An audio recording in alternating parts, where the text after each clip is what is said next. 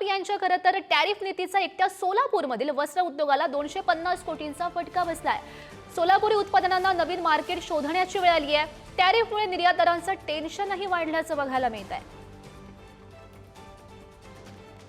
कुठल्याही आयटम तिथं जे इम्पोर्ट होईल अमेरिकेमध्ये त्याच्यावर पहिला त्यांनी फ्लॅट 10% लावला। रशियाचा टॅरिफ तुम्ही ऑइल ट्रीटीमध्ये ऑइल घेताय आणि आम्हाला विकताय म्हणून त्याच्यामुळे तुमच्यावरती 25 अधिक 25 आणि अजून उद्या किती लावणार आहे ते त्यालाच माहित आहे। आता जो माल समुद्रावरती आहे जो तिथं त्या 27 तारखेच्या रात्री नाही पोहोचला 12च्या आत त्याचा ड्युटी कोण भरणार ॲडिशनल? हा म्हणजे बिझनेस डिस्प्यूट तयार करण्याचे पुढचे कारण आहे त्याला। आता सगळ्या इम्पोर्टवर जगणाऱ्या जर देशानं असे बदले की भावना म्हणतो आपण त्याला त्या प्रकारचं जर काम केलं तर ते जगासाठी घातक आहे। आपल्या देशांतर्गत मार्केटमध्ये चायनाचा माल येऊन इथल्या ट्रॅव्हल मार्केटवर परिणाम झाला, कारण देशांतर्गत मार्केटमध्ये चायनाचा माल फार स्वस्त येते, त्याच्यामुळे इथले इंडस्ट्री प्रॉब्लेम मध्ये आली।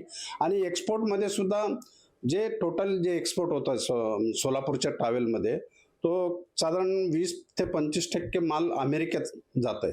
म्हणजे साधारण 200 कोटीचा माल अमेरिकेला जात आहे।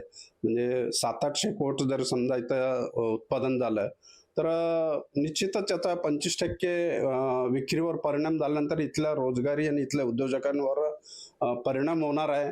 सोलापूरमधून जे एक्सपोर्ट होत आहे 200 कोटीच्या आसपास हा एक्सपोर्ट होतो आणि तो एक्सपोर्ट होत असताना सोलापुरातील उद्योजक हे त्रासलेले आहेत।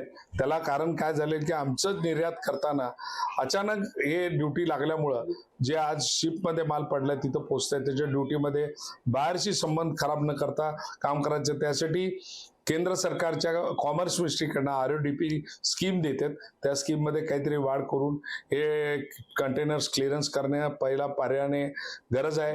दुसरी गोष्ट की सरकारने आपली बोलणी डायरेक्टली चालू करावी। देशाचे पंतप्रधान मोदी साहेब यांचा कणखर स्वभाव पाहता त्यांनी 100% ट्रम्प सरकारला काहीतरी सूचना करतील किंवा आपण बी कठोर निर्णय घ्यावे।